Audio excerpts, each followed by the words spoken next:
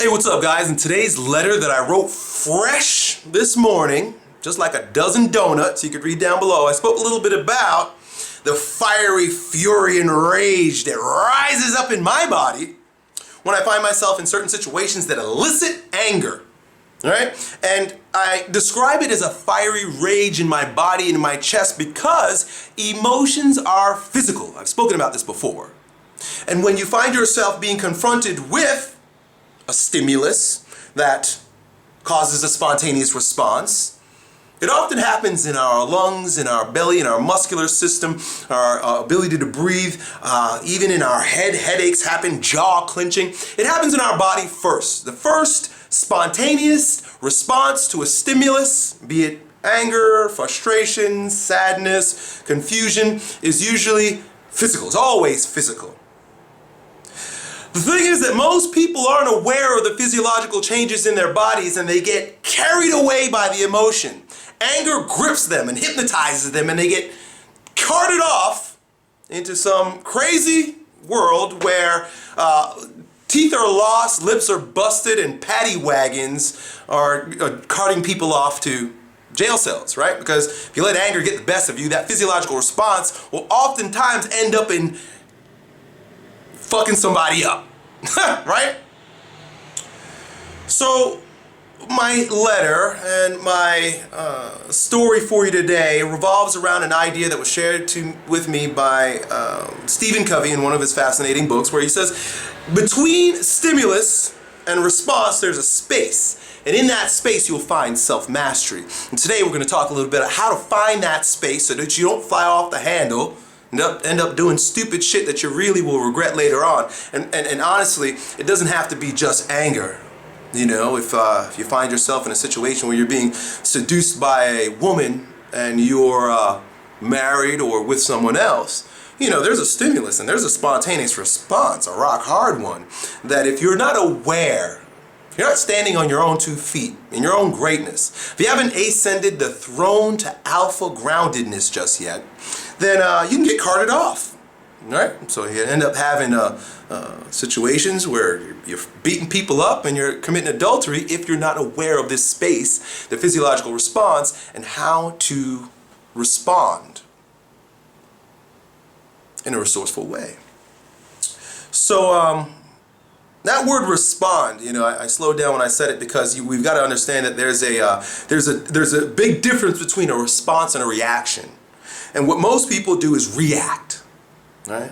Someone steps on your toes, someone says something that really pisses you off or does something mean to someone you love, whatever the case may be, the ungrounded, uninitiated will fly off the handle and either lash out or, in many cases, turn inward and it eats them up on the inside because they don't say anything, right? I spoke about you know, some people having low charge, some people having high charge. High charge people will explode. People like myself and many of you watching this, something will happen and we'll fly off the handle and explode. Low charge people, interesting, they're either too ambivalent to get angry, right? This is the case sometimes when we've suppressed our emotions. Shit that you should be angry about, you don't get angry about.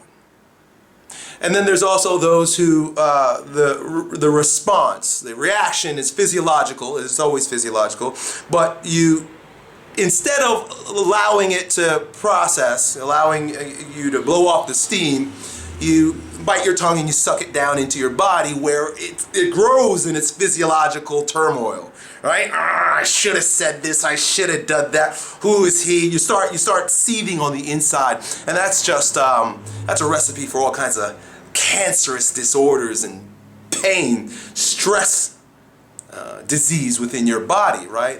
Unresolved, unexpressed emotion. So today, let's talk about that space between stimulus and response, not reaction, but response. Stephen Covey says that, you know, that's the space that allows us to cultivate our self-mastery, life mastery. And it's for a number of reasons. Number one, when someone confronts you or you're confronted with a situation and you pause for a moment, you might want to find an anchor for your pausing. and then breathe in order to, assess the situation, right? Assess the person. Many times, a person's attitude is a projection of how they actually feel about themselves. So a lot of times, you can go and punch him in the mouth, but at the same time, like, he already feels shitty about himself anyway, and it has nothing to do with you. So now you've tangled yourself up in his negative karma, and it's usually not worth it. So an anchor, like I say, is something like, oftentimes what I'll do is when I find myself in situations where I would normally respond because of the changes in my physiology and the ultimate, and the way I would act because of it, right? Fire in the chest. Fire in the chest means, ah! I simply put my hand on my chest. And I wait. Take a few breaths. Now, you're totally in control when you don't say anything. Whenever you catch yourself in a situation where, especially someone's really jabber-jawing at you, or someone's really attacking you verbally, I'm not talking about, they're coming at you with a weapon or their fist. I mean, in that case, you gotta fuck them up. But if they're talking at you and they're really trying to get at you, I place my hand on my chest. And that gives you not only control of your physiology, it not only gives you control of the time, but it has a subtle remote control effect on the other person, because now you're taking the wind out of their sail. They're expecting you to respond, but if you pause and put your hand on your heart in order to consult with your higher intelligence, that person is confronted with a pattern interrupt and they have to pause too. Sometimes I'll put my hands in my pocket because if I don't, I might choke and bark. So I put my hands in my pocket. And pause.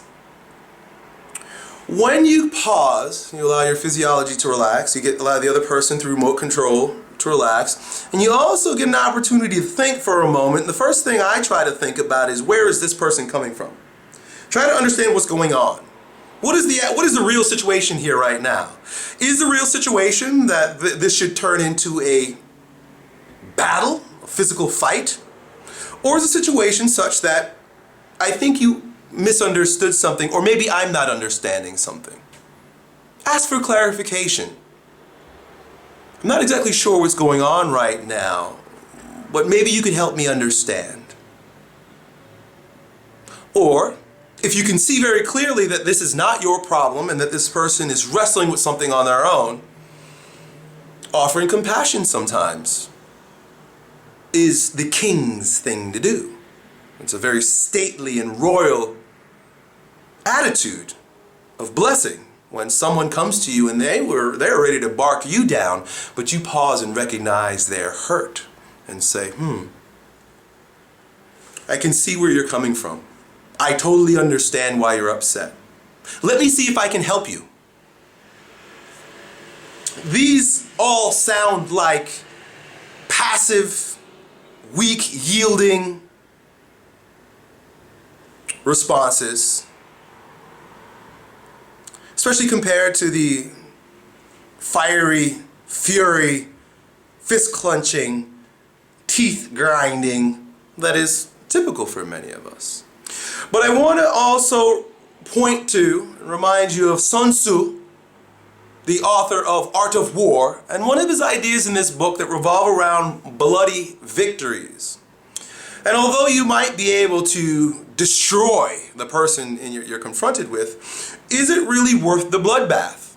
Sun Tzu talks about going into battles that you know you will ultimately win, but will lose too much blood, and says that perhaps you should reevaluate. You might be able to win the battle. You might be able to verbally confront the person. In other words, have that clever thing to say that smashes them in their mouth verbally. But is it worth the blood? Is it worth losing that person's friendship, that person's respect? Is it worth losing your own poise? Is it worth losing your own grounding? Is it worth losing your own liver? Your own physiology? Your own ability to breathe? I don't know. You need to ask yourself. Because like I said before, sometimes there are times when you just need to fuck someone up.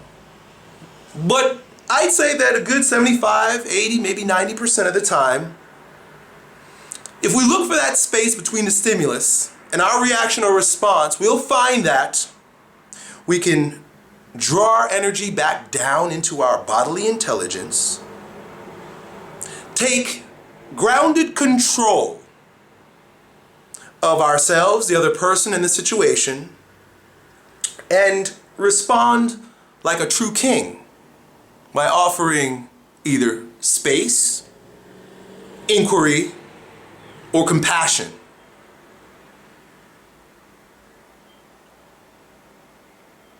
Standing in your greatness means making your feelings, your groundedness, your ability to navigate circumstances, number one. And